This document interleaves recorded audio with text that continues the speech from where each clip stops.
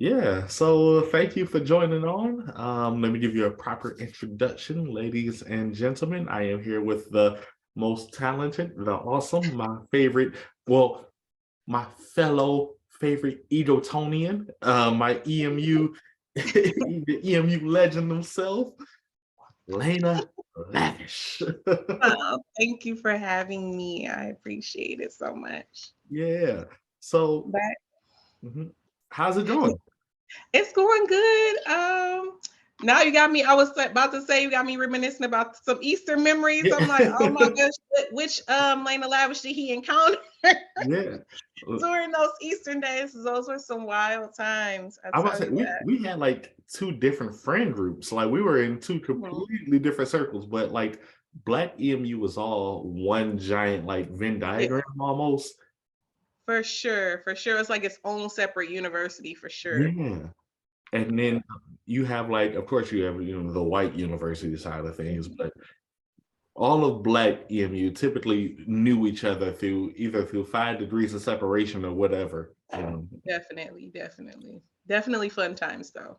Yeah, definitely fun times. I'm trying to get my lighting right. I don't know what's going on with my lighting. I know, me too. I was like, I got my like little lamp on and whatnot, but I'm like, I don't know if it's that great. Yeah, yeah. No, no. Yours look fine. Mine's is Okay. all over the place right now. Yeah, yours looks fine. So let's talk about the music. When did you first start doing music? Well, I want to say I've always been into music, like growing up, being in the church choir, Yeah. being part of the praise team, playing instruments in school and stuff like that.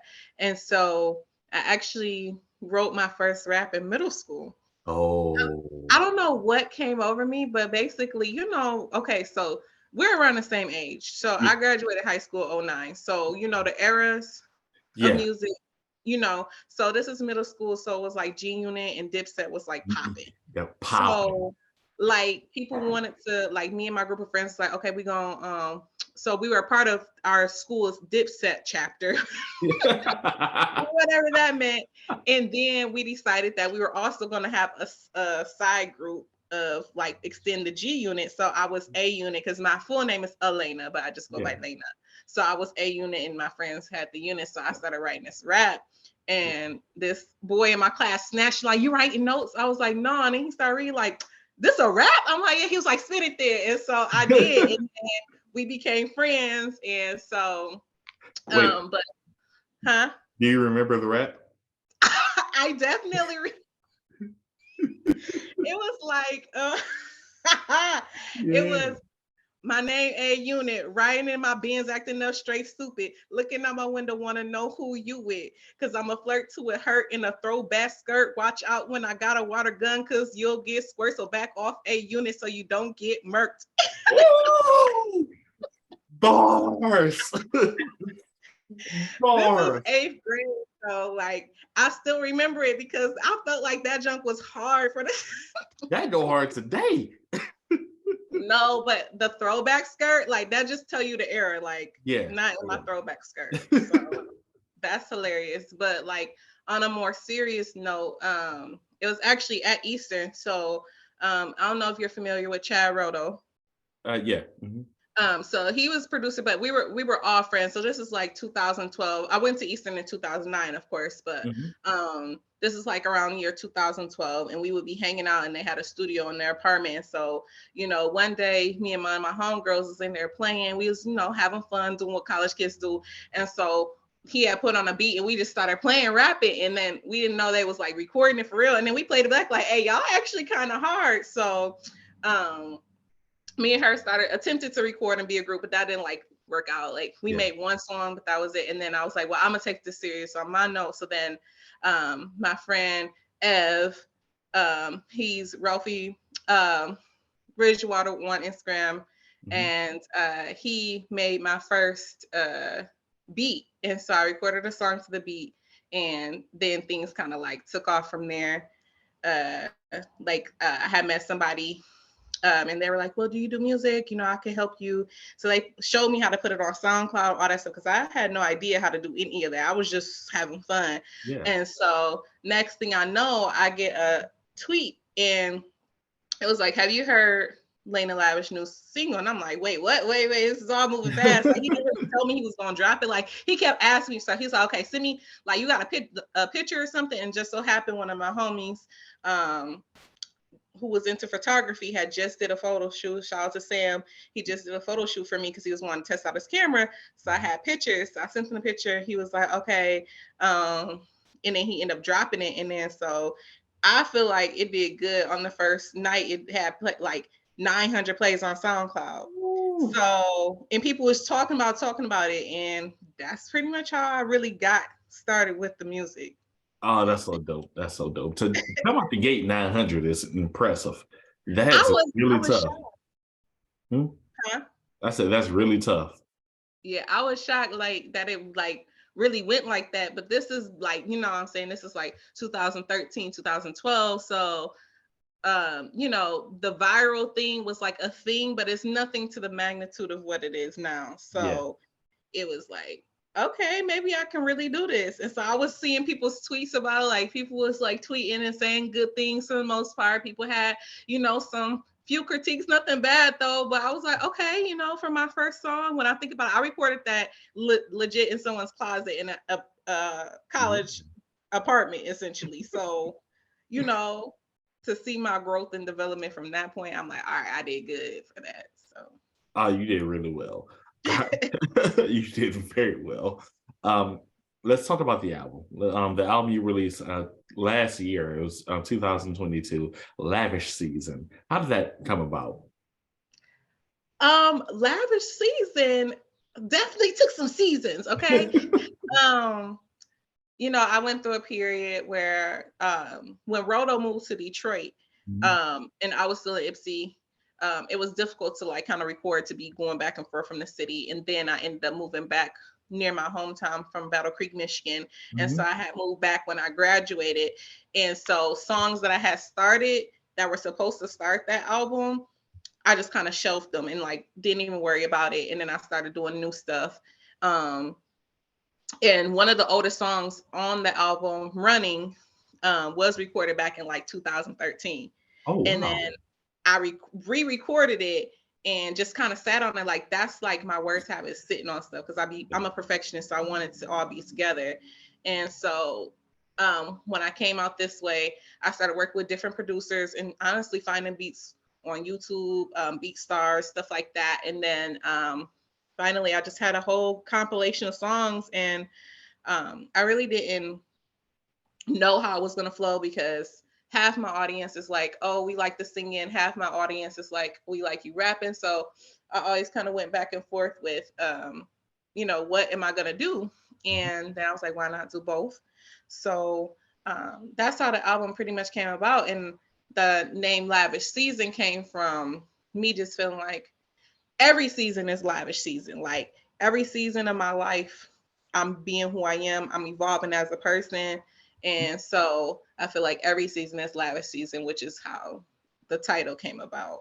So Oh man, and that's wild because Running is legit one of my favorite songs on the album. So to hear that it really, was made in 2013 is like that's wild. I'm like, "Ah, she's blowing on this song." I'm like, okay. So, but thank you. I didn't expect to hear it was made back in 2013, but I did anticipate that this album might have took a little while to make because you was releasing singles back in 2018. Yes, yes, definitely. And that just comes from like when you're an artist, like you get everybody in your ear, from parents to this person to that person, and you try to please everyone. And so like I would drop a single and then be like, okay, well, I need to do a video to this, I need to do this, and then I want to have this done before I do this. And so it did take a while. And to be honest, the reason why I dropped it the way I did, like not trying to do a whole rollout or anything, excuse me, I had just had my son in September, and I was like, if I keep pushing back, it's never gonna come out. So I was like, before the new year, like it was literally December 31st, and I dropped it on SoundCloud, and then I later on, like a month later, it got on like all platforms. Yeah. But I had made a story on my Instagram. I was like, look, y'all, this is what it is. I had to do this for myself before the new year. the Mhm. album out. If you're gonna listen. If not, it is what it is. And so it was a release for me because I felt like I had been through so many different chapters. Like when you think about 2013 to where I am now, like so much of my life had changed. And so a part of me evolving as an artist, like I went through that transition during that time to like really finding my sound, rebranding myself as an artist. And I found an engineer in my hometown. Surprise! Like I never even heard of him, but it was so crazy because I'm currently in like the Kalamazoo Portage area, Yeah. and anytime I run into an artist, they be like, "Oh, I record in Battle Creek." I'm like, "I'm from there. How come I don't know who this person is?" But he's like an older guy. Like he's been doing this for over 20 years. Like very professional. Everybody in this area goes to him. So I'm like, all right, let me try him out. Best sound quality, like you don't have to go in worrying about unprofessionalism. He's just like super supportive. Like Mhm. he's a great person. And so once I started recording with him, then I went back and kind of re-recorded. Honestly, I think Running is the only song on the album that I re-recorded. Everything else was relatively new. Mhm. Um, but yeah, I just had to like get it off my chest pretty much. Just Oh, what that's so dope. That's so cool. All right. So for the album, you did mention rebranding your sound, changing up your sound. One thing that I did notice was like there were multiple characters in this album. From Yes. like start to finish, there are multiple characters. So how do you come up with these like ideas, these people? Um, Well, if you were to ask like the people that are closest to me, I am a character. Like that's just naturally who I am. Yeah. Like I always did voices. I always like to impersonate people. I always been like into like the acting realm. Even at Eastern, I was in close-up theater troupe. Hmm. And I remember we were working on a scene, and the director was like, "Okay, cut. I need you to figure out like where you from. Are you from Brooklyn? Are you from the South? Are you from?" I was like, and I was shocked because I didn't even realize that I was doing all these different voices because I'm just a naturally animated person. Yeah. So I definitely like just did stuff that felt right at the time. And then one of my favorite artists is also animated and has different characters. Nicki Minaj, she's one of the artists that I just grew up with. Like I like, her artistry. And then she does her little characters. So she definitely showed me, how to do that and incorporate those different fun aspects of yourself within your music. So that's where the characters come from. Like I literally just hear a beat and I'm like, oh, this will sound cool on there. I'm gonna just do it. And it's funny because the engineer will be like, particularly on Lavish Sins when I turn into the preacher, he Yeah. was like, I wish you would have told me you was gonna do that first. And you had your mic like all the way up. I was like, my bad. I didn't know I was really gonna do that either. Like it just came out. And so we laughed about it. But yeah, they just come when I hear the beat, I just do whatever comes to mind. Yeah. And that was like one of the more impressive things was your ability to turn into a preacher at the end after doing like this old school fairy tale-ish voice that was happening throughout the entire song. I'm like, okay, this is really, really good. However, I did want to ask, the first question I wrote down was, what's the most is there a difficult aspect to using that many accents while rapping? Um, I think sometimes it can be like you have to when you're recording, you have to like remain somewhat kind of like level headed.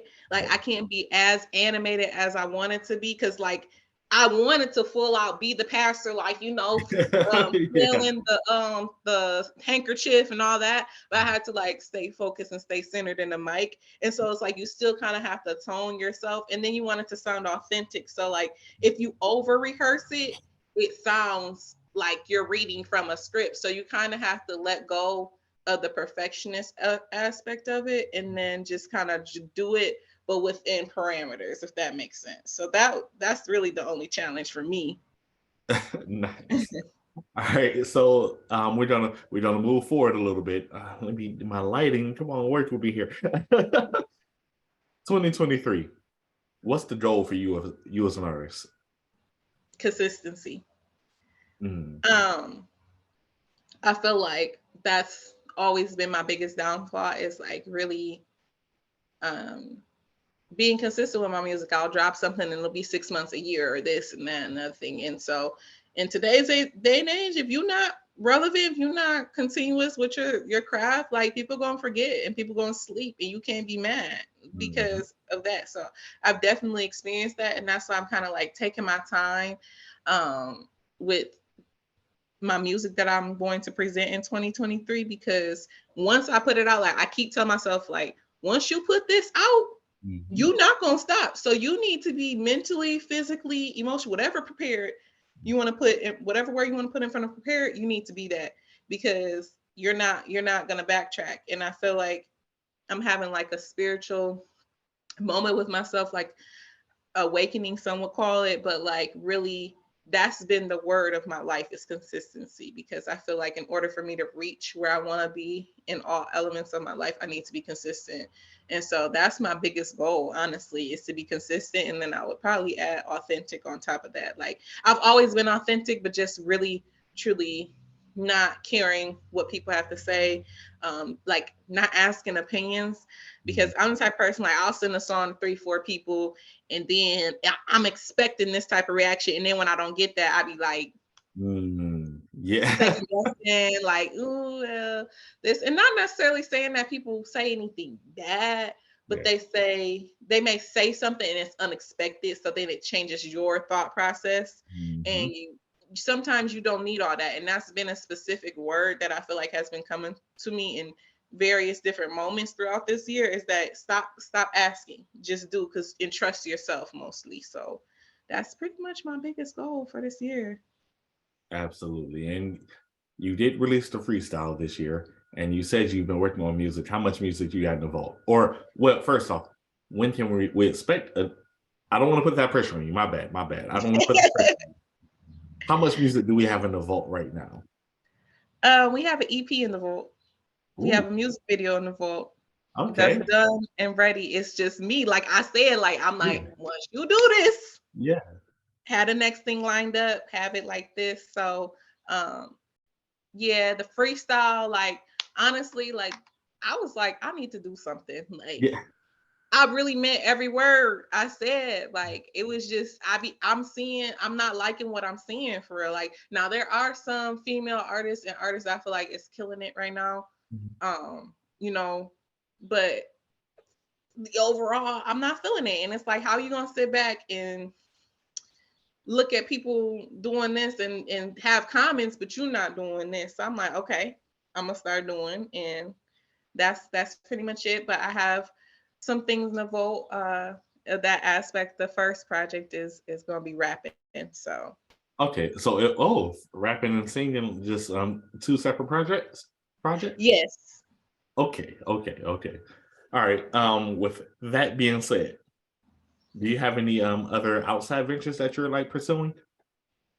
Outside ventures. You know, I'm always been creative. I have a book out, a children's book. I like writing children's books. So I am working on my second version of that, to kind of not be a sequel, but just continuous with this positive reinforcements for students and teachers in classrooms, because I am an educator at the end of the day. Um, but just being a mom is pretty much been my other, Yeah.